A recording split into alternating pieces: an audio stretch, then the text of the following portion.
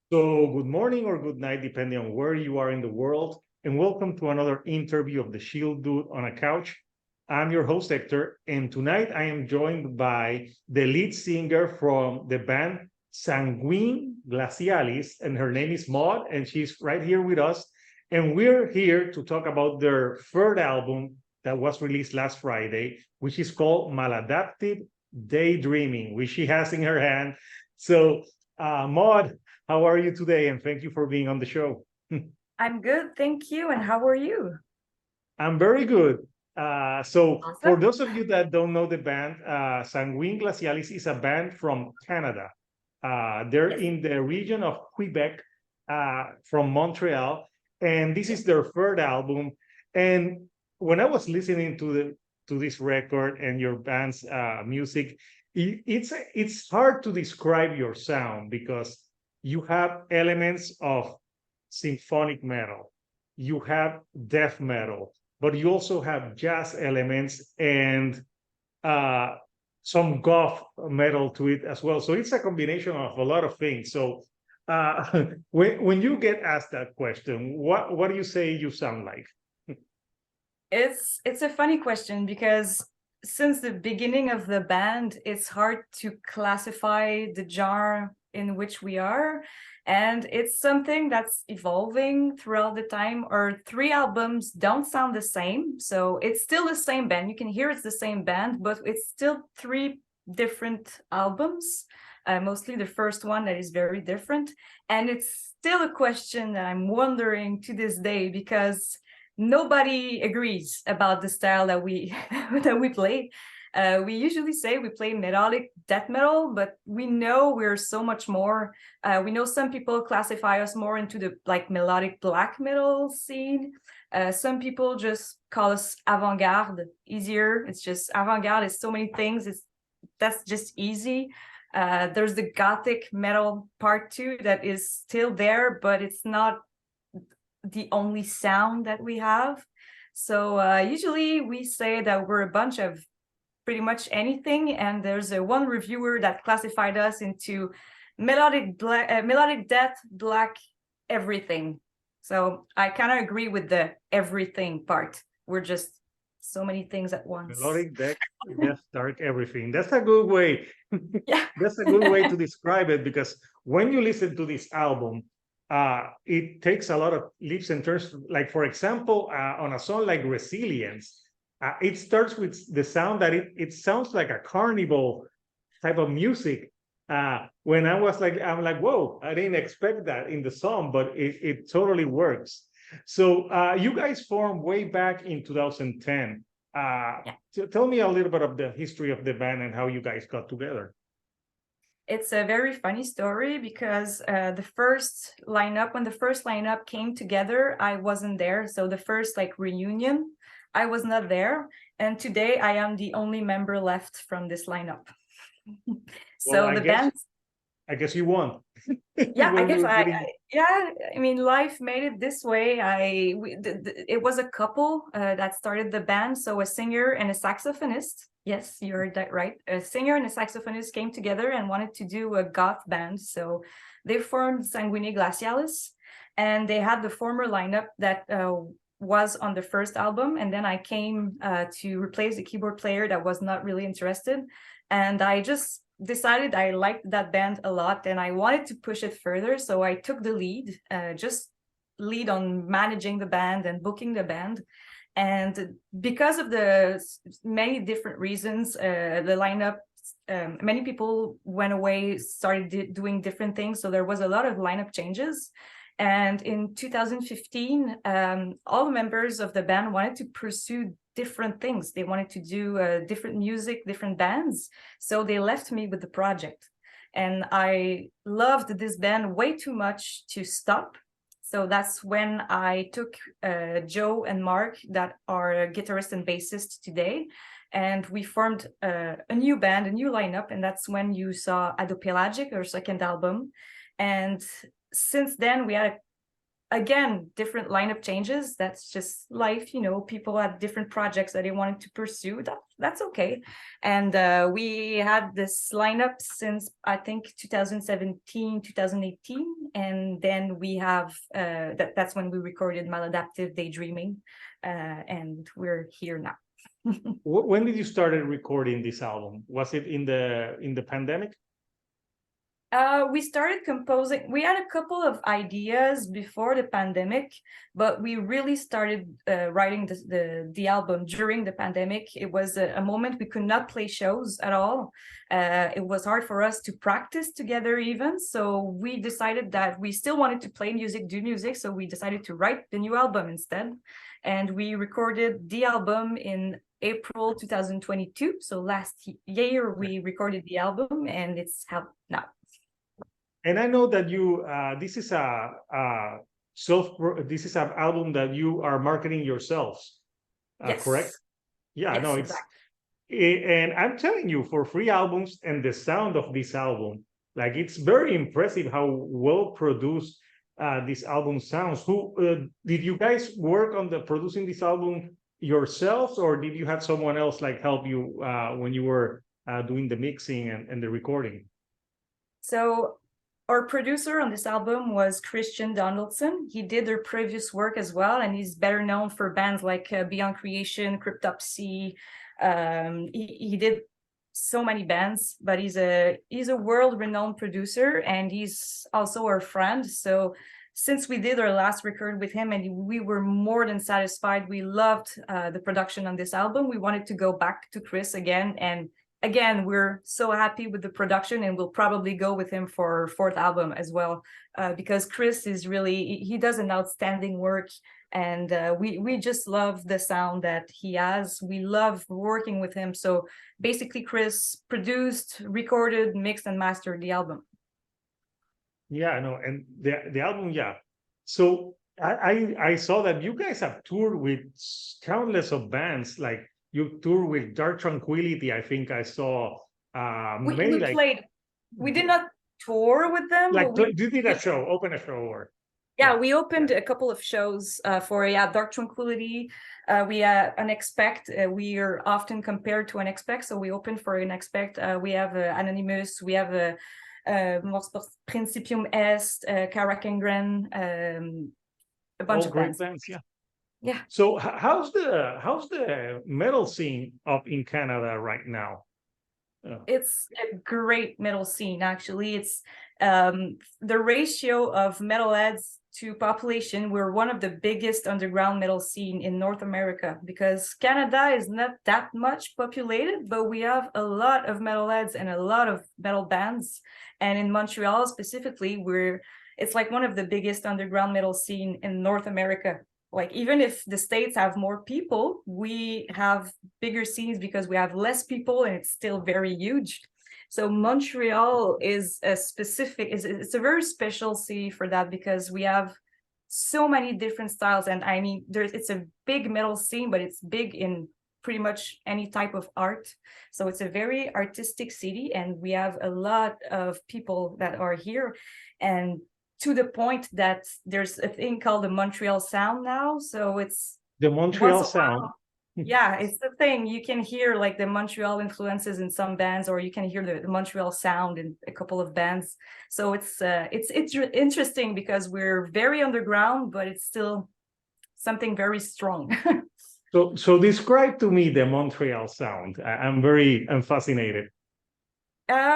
A lot of people would say it's like a special brand of technical and melodic. So Canadians are known for technical death metal a lot.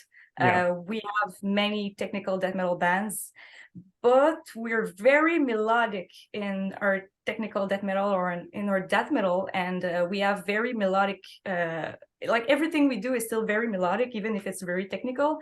And a lot of bands have orchestrations, or like we like to have a big production behind. So I'd say these are like the couple of things that you can hear that is Montreal sound. Like, if you hear, like, it's hard to pinpoint, but if your viewers know what I'm talking about, they will know. Like, they will know the Montreal.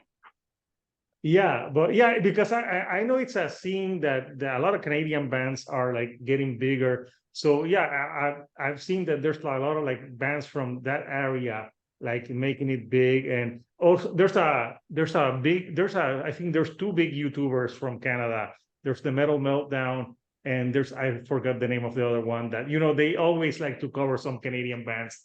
But yeah, I find it very fascinating, the sound. So let's talk a little bit more about the Maladaptive Daydreaming, the album. So I'm going to show the album artwork because I really like it. And I was reading what this is about. It's a very Alice in Wonderland type of feel of an album, because it's all about daydreaming when you are living your life, but you're mostly living in a dream, daydreaming, maybe because your life is not as great. So what can you tell me about the album cover and about this concept?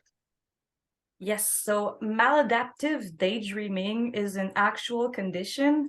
You told a little bit about it. It's when you daydream so much that you lose touch with reality. So that's why it's a condition, and that's why it becomes negative to a certain point, is that you completely lose touch with your surroundings or with reality, and you get stuck in your head, in your own world that you built for you.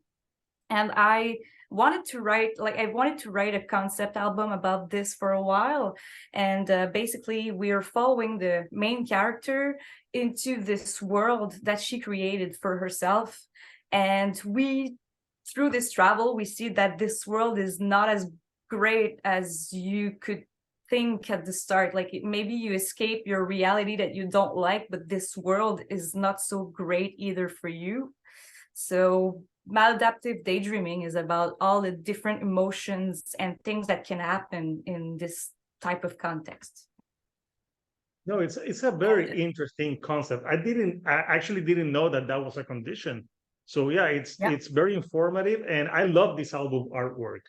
Actually, about the album work as well, album art. It was made by an artist named Alex O'Dowd. He's a graphic designer for video games as well. I know he worked on Gotham Knights, so you can see his work in Gotham Knights. And he did a bunch of, he works for WB Games, so he does a lot of video game backgrounds and effects. So it's an artist that has a very, he's very realistic in his approach, and we wanted something like this for our album, but at the same time we wanted to go with like the big painting, and to show the imagination and the fact that it's not completely real. So we loved to have this very colorful yet very dark at the same time album art. And if you combine it to the back cover is the same character, but the painting is not what she sees, it's the reality. So it's just a blank sheet with blood, because basically she was just imagining stuff and she painted with her blood, and so you just see her lying down in her blood after, like, she thought she was painting something, but it was not really what she thought she was seeing.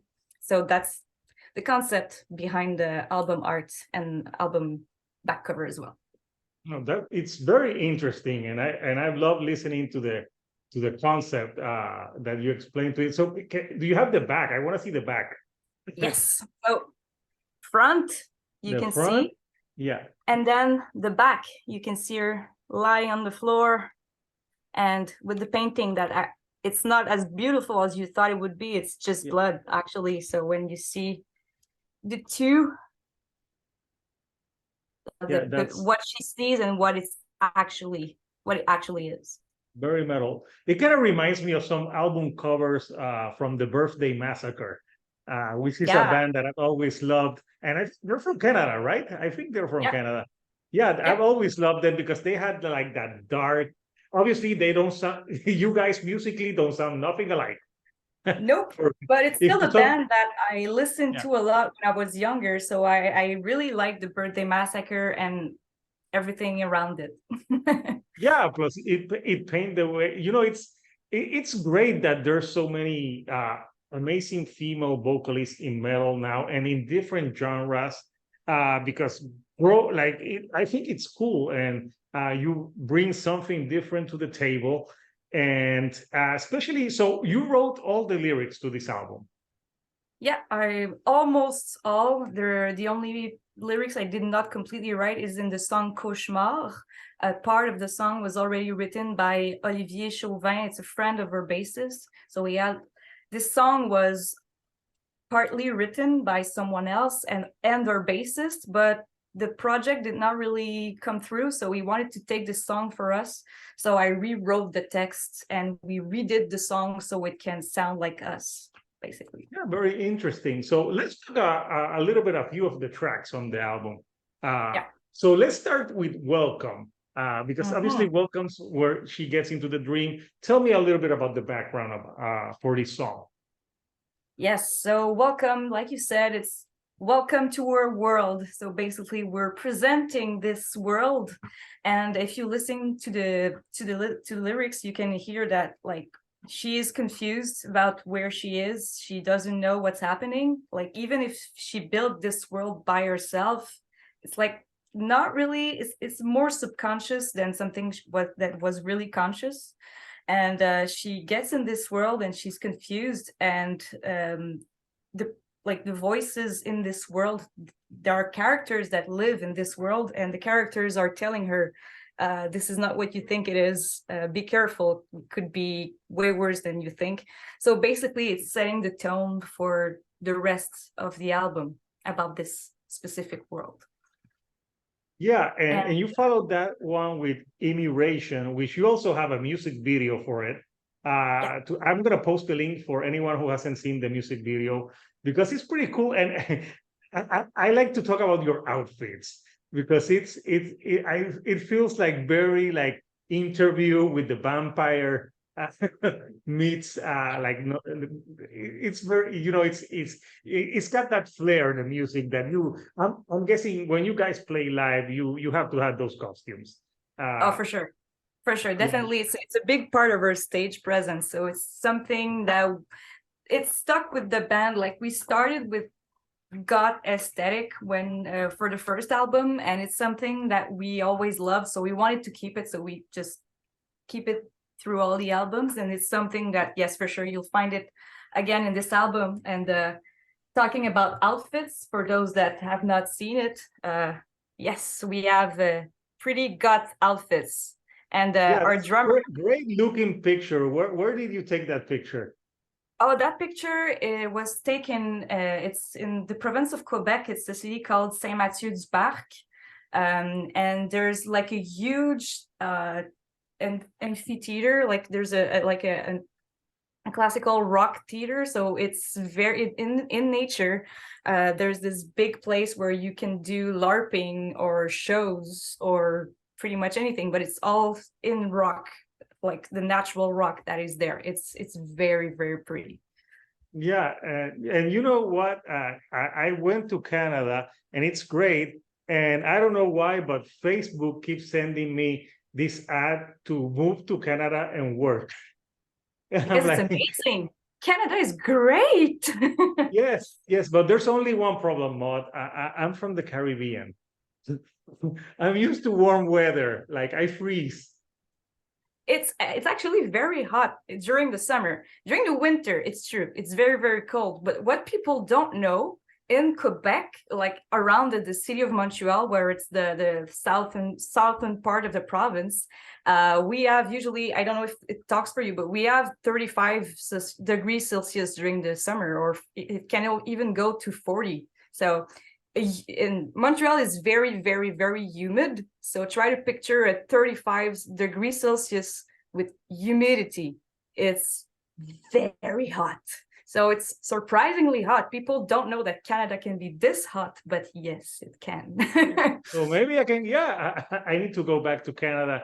Plus, you have a great healthcare system. We do, well, great. I would not say great, but free. Well, Yes. Yes, it's well, free. compared to the States. Compared to the States, it's amazing. Yeah.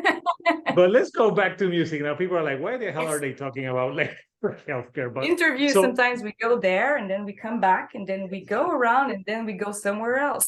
you go somewhere else. So Immigration, yeah, we were talking about the video and the wardrobe. So what is that song about?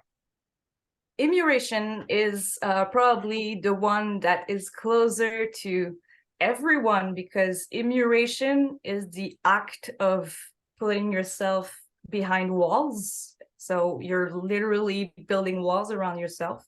So immuration was written during the pandemic, and it reflected as well, like the pandemic was a very good metaphor for the album as well, because it basically talks about getting stuck inside for too long. Well, getting stuck inside, you can get stuck inside your own head, like the character, or getting stuck inside like we were during the pandemic. And I talk about the different things that can happen in your head, or the emotions that can go through your head when you're in these types of situations. And it's, whether it's us during the pandemic or the main character, it's the same concept. So I thought it would be very fitting for this album. No, yeah, it makes great sense. Then you have a song that I want to talk about is Resilience, which I mentioned at the beginning, which starts very different musically. How did that did you decide let's start this song like it sounds like a carnival type of music, like what's going on that song? We have a lot of influences. We have like jazz, classical, world music influences, and it's more in the world music, or like just everything music. We wanted to do something closer to the klezmer music, that is the Jewish traditional music. And in this music, you find certain things like the clarinet. That is a very, very important instrument. So that's why we have an actual clarinetist playing on this album. You have gang vocals, so you have a melody that everybody can sing. So that's why I wanted to have a chorus, so everybody can sing. If we go into it a little more musically, we have composed measures. Like, for example, we wrote this riff in 12/8. And we have, it's not only just usually you count in 3, so like 1 2 3 1 2 3 1 2 3, but this time we wanted to do like a composed measure. So we have the 2 first, that is 1 2 3 4 5 6, and then we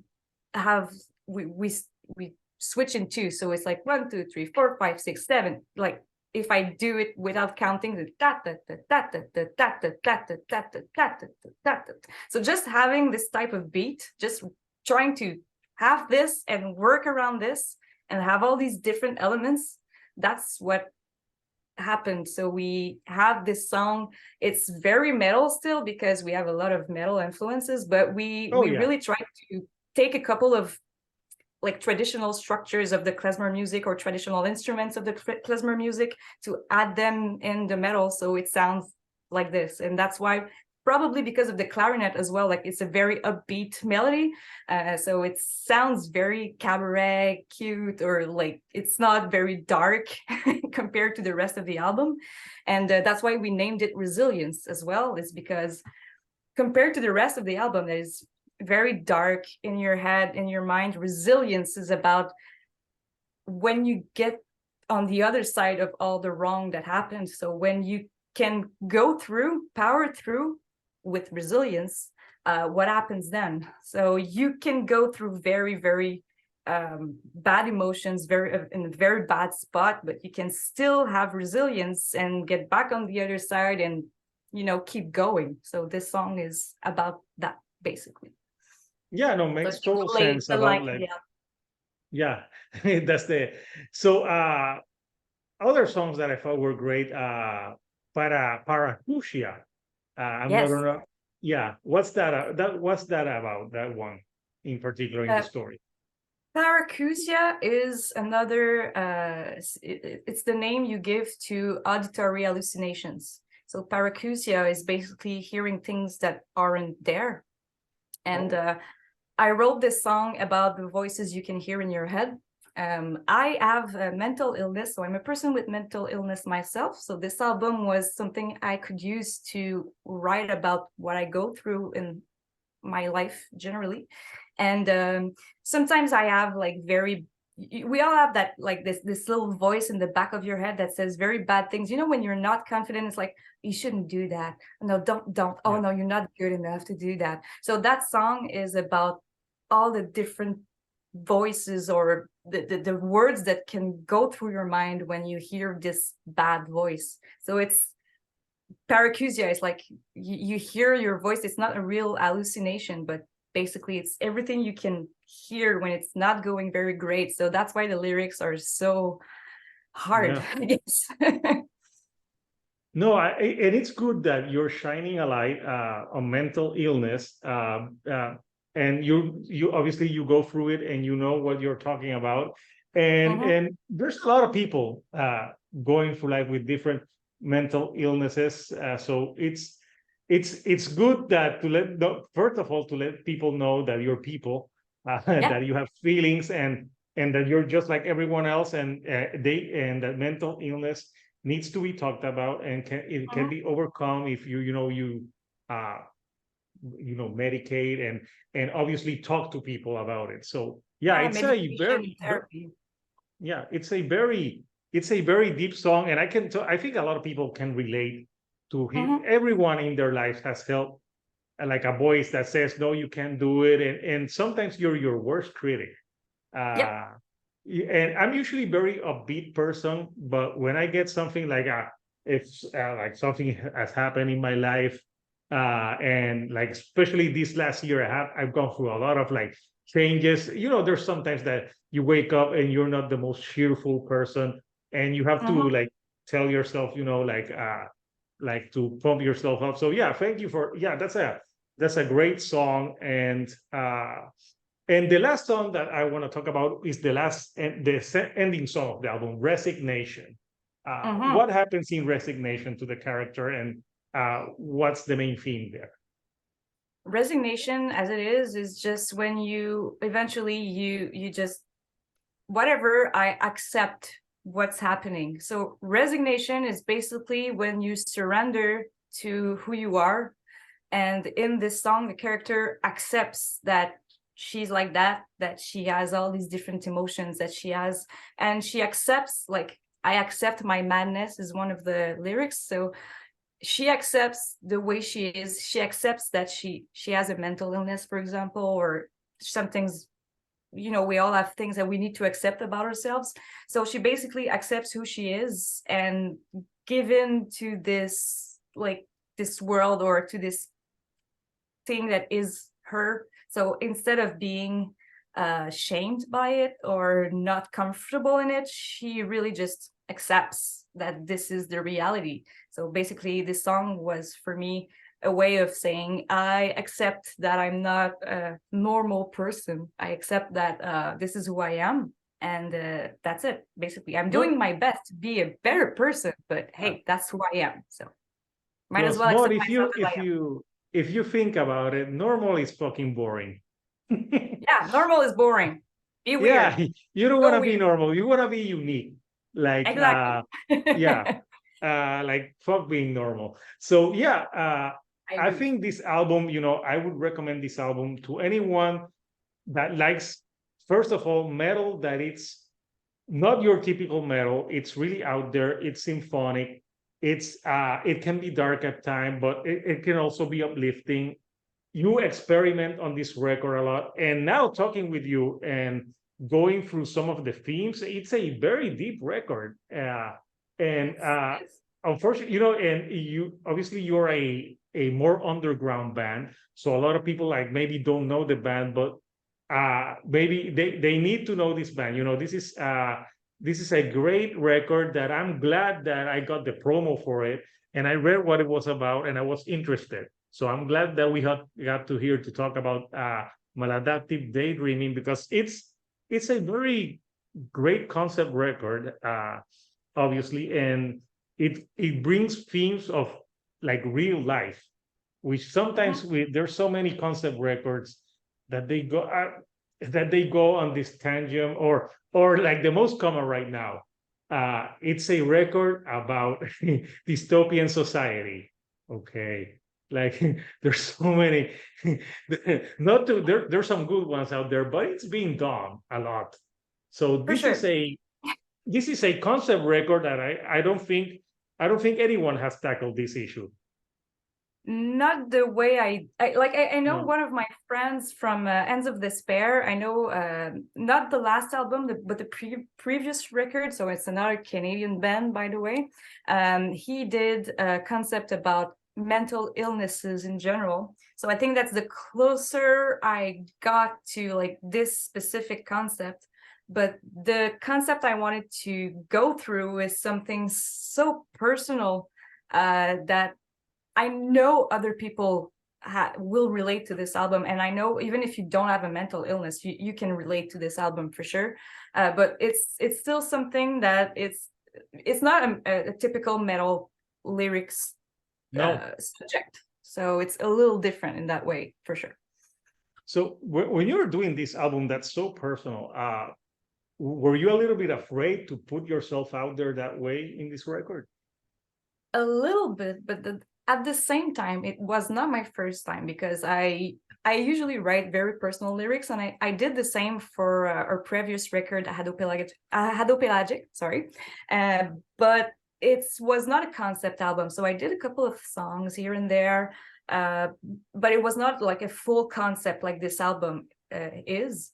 So it was not my first time, but it's still like, even if it's not the first time, it's still something I'm always a little afraid, because you never know how people are going to react. And we talk a lot about mental illness, and I try to talk about it as much as possible, but at the same time I'm always a little reserved, because some people are not ready to talk about it. Like, you can still hear some people are not ready to talk about it, or some people are not ready to deal with you if you have a mental illness. So I don't necessarily go out and tell like, hey, by the way, I'm weird and I have a mental, so Yeah, I talk about it like in certain contexts, but yes, it's always a little something to say like, yes, I have a mental illness. Are you still okay with that? You're still listening to me? You're still in? Okay, cool. Most people are like, okay, I don't care. That's you. That's fine.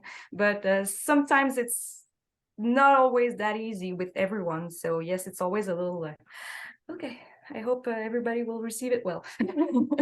But at least for me, I think some of my favorite records are albums that you can tell that the artist put their heart and soul into it, and it's real, because there's just so many albums about fucking dragons and shit that I'm like, okay, yeah. I think I like when an album feels real, and it's more like real concepts in real life that you can, at least for me, I as agree a, with you. yeah, as a I fan agree of, with you, and that's maybe especially I that's grew why up in the 90s. I listened to a lot of alternative rock, and alternative rock was known in the 90s for personal lyrics. yeah. Like, so I think that's why I love something like that. So Maude, I want to thank you for taking some time of your day to talk with me and talk about this album, Maladaptive Daydreaming. So I hope that more people can get into the band. So what's next for the band? Do you have some shows lined up? Yes, we have shows lined up in Montreal and Quebec City, so it's in Canada. We have a show on September 1st in Montreal and September 8th in Quebec City. And for now, that's what we have announced. We're working on more shows for next year. And hopefully we'll try to get outside of Canada, because we've had a lot of feedback from people outside of Canada. So we'll try to reach you guys and see if we can get somewhere else than Canada. It would be really, really nice. So I think that's mostly what we're up to for next couple of months. And apart from that, thanks to you for having me and for talking about the album. It's really appreciated. No, thank you. It's been really fun, and I really it was an album that it was like a breath of fresh air, very different, both lyrically, musically. Like it's hard to pigeonhole. That's why a lot of people would say avant-garde. Yeah, exactly. It's Yeah. easy to avant-garde. It's something else. It's It's different. like, what is this? Oh, it's avant-garde. So Exactly. people, I'm gonna put the link. So you have CDs, right? We have CDs, we have albums. For now, our physical albums can be bought on our Bandcamp page. We take care I'll put of the link. Yeah. everything ourselves. And other than that, we're all we're on all streaming services, Spotify, iTunes, Deezer, Tidal, name it. We're there. Yeah. So I'll put the link for people who want to buy it on Bandcamp, and I'll put the link for the music video so people can watch it, because it's a very cool music video. So people, the album Maladaptive Daydreaming is already out. You can buy it, stream it, and you can Sanguine Glacialis, like if you like that modern, like progressive symphonic death metal that does everything, like that person said, you need to listen to them. So until next time, people, this is Hector, the shield on a couch, and I'll see you all right here on the couch. Thank you and good night.